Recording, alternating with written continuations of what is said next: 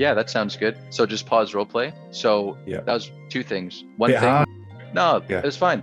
Pushback was good. The urgency question, you push back, you got him to say, like, you really got him to say why the now, because the first question was pretty it was like, sorry, the first answer is like, just no time like the present. When we go to book the next call, I think that was a good job. Something that could help you. Would you be open to something like that? Yes, cool. Just remember to tie in the specifics into about the next what you're trying to conversation. achieve. Exactly. So game To be plan honest, call.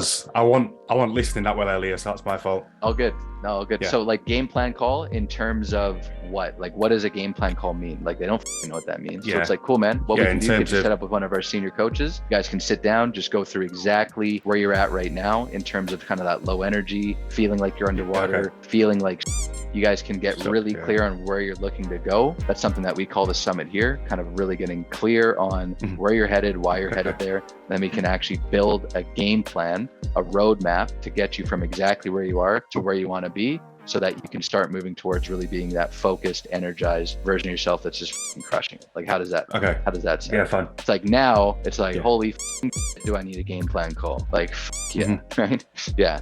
But otherwise, super solid. All good. And Ryan, along with that, like, do we want to keep it as like to see if we could possibly get you to your summit, or it's just like straight up tell them like we're going to create a game plan to get you where you want to go? So I would say personally that can change depending on the conversation you're having. If it's a bit colder of a prospect, use more neutral language.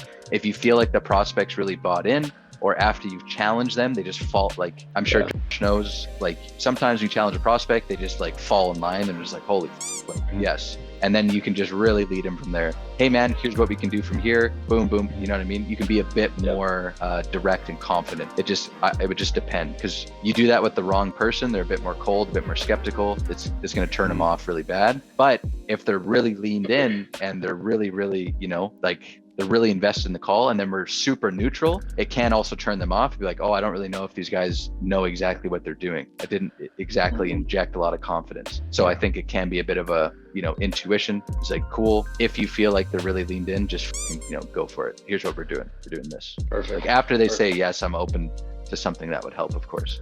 Hey guys, thank you so much for watching. If you want more training like this inside of a community of more appointment setters in a bite-sized manner where you're going to be able to get all the information, you could head over to our community called Setter Central. It's completely free. We'll drop the link below. There's 6 free training portals for you guys to dive into. So head over to settercentral.co if you have any value from this. Otherwise, keep crushing it. Peace.